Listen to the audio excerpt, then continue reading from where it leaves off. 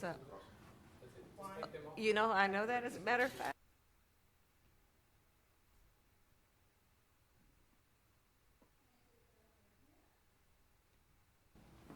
Okay, and then, you know that mold is at an all-time high today, which is the I one did thing not. I am allergic to. Yeah, Okay. Pollen is down, mold is up. mold is up. You know, I know that as a matter of fact, because I was watching CBS this morning. They There have you the go. little streaming, now that I think about it. Learn something new every day. Indeed. See you, Chris? I'm gonna just snap it once. Good? Yep. Coming around. Done? Yeah. Got it on both? Okay, so we need to clear the background? Good, done? Yes. No problem. Just do what you need to do.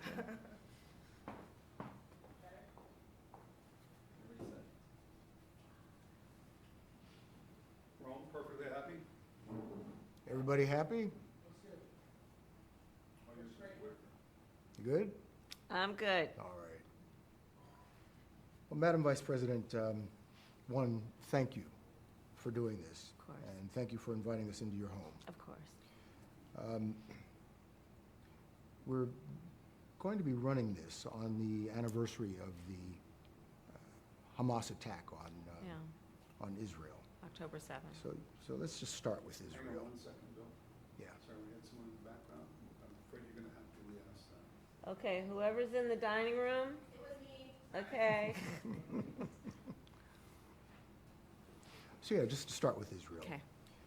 The events of the past few weeks have pushed us to the brink, if not into, an all-out regional war in the Middle East. What can the U.S. do at this point to stop this from spinning out of control? Well, let's start with October 7th, because obviously what we do now must be in the context of what has happened. And as I reflect on a year ago, and that 1,200 people were massacred, young people at a festival, at a music festival. 250 hostages were taken, including Americans. Women were brutally raped. And as I said then, I maintain Israel has a right to defend itself, we would, and how it does so matters. And as we fast forward into what we have seen in the ensuing weeks and months, far too many innocent Palestinians have been killed. And we know that, and I think most agree, this war has to end. And that has to be our number one imperative. And that has been our number one imperative. How can we get this war to end? Well, critical elements of that are we have got to get a hostage deal and a ceasefire deal done. We have to get aid in. We have to lay the path toward a two-state solution. I do believe that we must maintain that as an objective, no matter how out of reach it seems at the moment.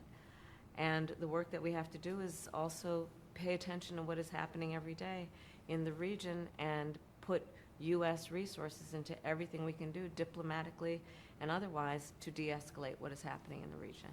We supply Israel with billions of dollars in military aid, and yet Prime Minister Netanyahu seems to be charting his own course.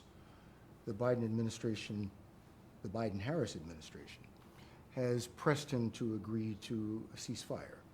He's resisted. You urged him not to go into Lebanon. He went in anyway.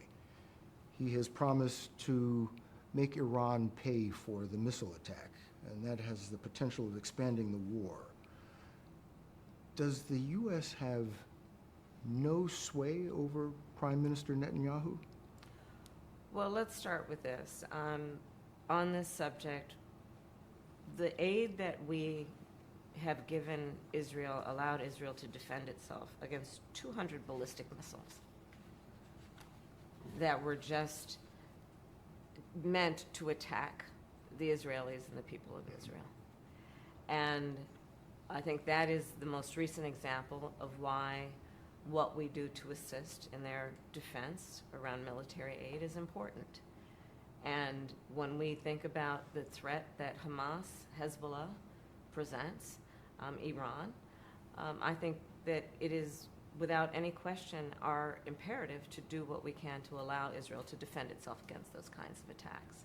Now, the work that we do diplomatically with the leadership of Israel is an ongoing pursuit around making clear our principles, which include the need for humanitarian aid, the need for this war to end, the need for a deal to be done which would release the hostages and create a ceasefire. And But- we're not going to stop in terms of putting that pressure But on it- Israel and in the region, including with other leaders in the region, including Arab leaders. But it seems that Prime Minister Netanyahu is not listening. The Wall Street Journal said that that your administration has repeatedly been blindsided by Netanyahu. And in fact, he has rebuffed just about all of your administration's entreaties. Well, Bill, the work that we have done has resulted in a number of movements in that region by Israel that were very much prompted by or a result of many things, including our advocacy for what needs to happen in the region. And we're not going to stop doing that. We're not going to stop pursuing what is necessary for the United States to be clear about where we stand on the need for this war to end. Just one last, do we have a real close ally in Prime Minister Netanyahu? I think, with all due respect, the better question is, do we have an important alliance between the American people and the Israeli people? And the answer to that question is yes. And we are going to do what is important to support whatever leadership is in Israel that is defending the security of the state of Israel. Let's shift gears here. Most basic of questions. Why do you want to be President of the United States?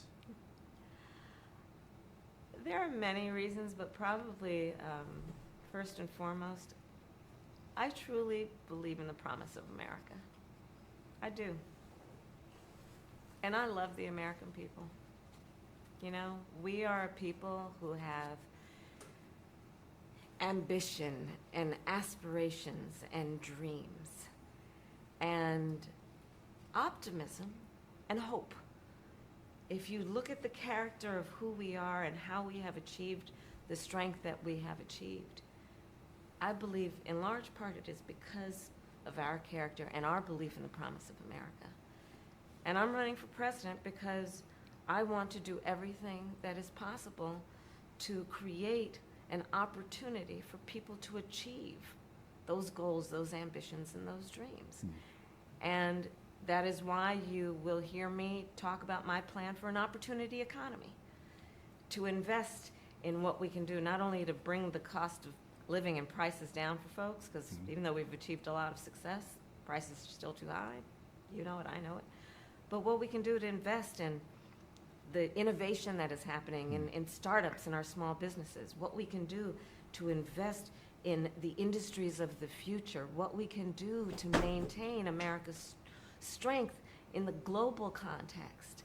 But that's why you want to run. That's why you want to be. That's why I'm running. President.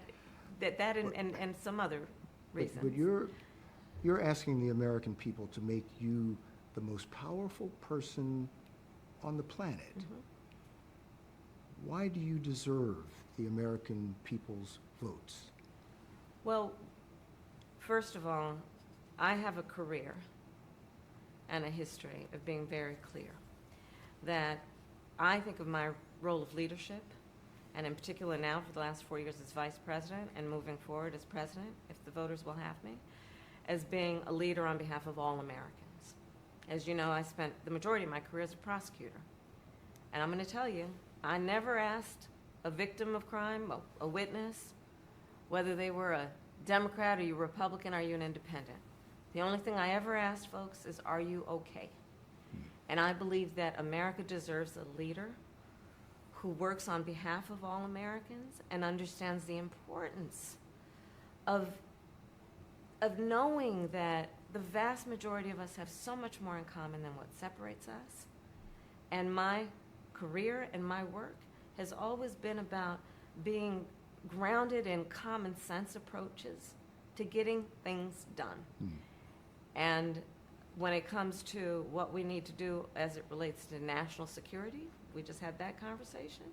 That includes understanding and respecting the power and the strength of the United States of America and our then responsibility to be a global leader, to nurture and strengthen our alliances around the world, to respect the U.S. military and its most noble mission, to do the work of appreciating alliances, be it NATO or others, to do the work of pursuing diplomacy when it is in the best interest of our national security and prosperity.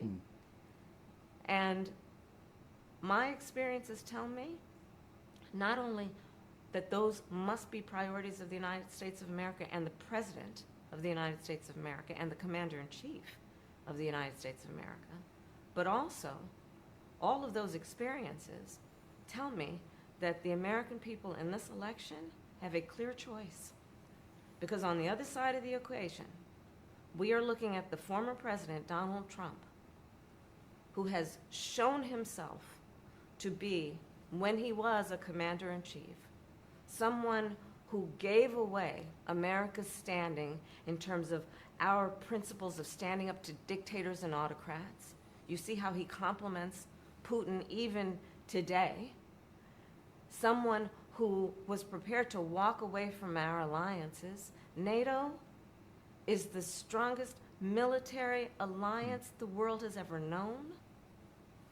We have seen someone in Donald Trump who openly criticizes the United States military, men and women, who are prepared to, at great sacrifice, serve our country and defend the principles upon which we were founded. He calls them suckers and losers. But Madam Vice President, a quarter of registered voters still say they don't know you. They don't know what makes you tick. And why do you think that is? I mean, you have been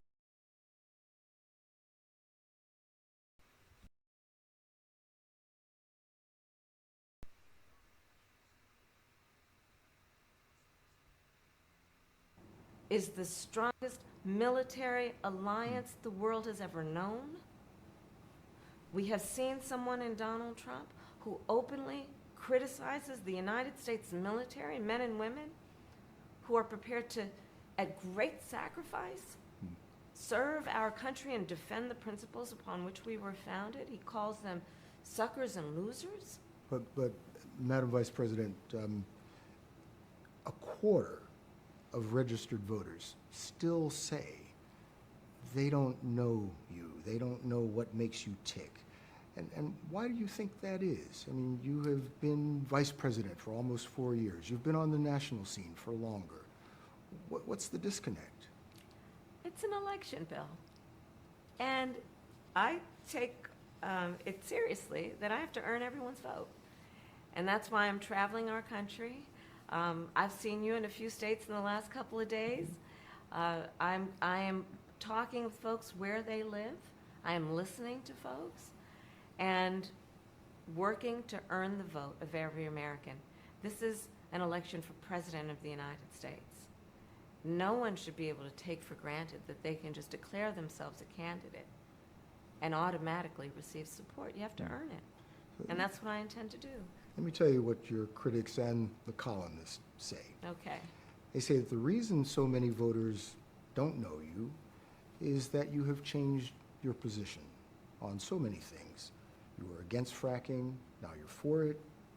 You supported looser immigration policies, now you're tightening them up. You were for Medicare for all, now you're not. So many that people don't truly know what you believe or what you stand for, and I know you've heard that. So, let's be clear.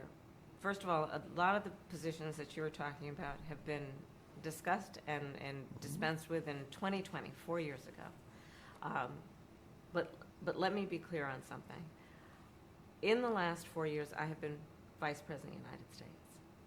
Not a senator from a particular state, not coming from a particular state, but Vice President of the United States of America. And I have been traveling our country, and I have been listening to folks and seeking what is possible in terms of common ground, common sense solutions, building consensus. And that is why I have taken the positions that I take. Not dispensing with my values, but understanding we have to, a real leader has to find consensus. So for example, on the issue of fracking, I've been very clear since 2020. I will not end fracking.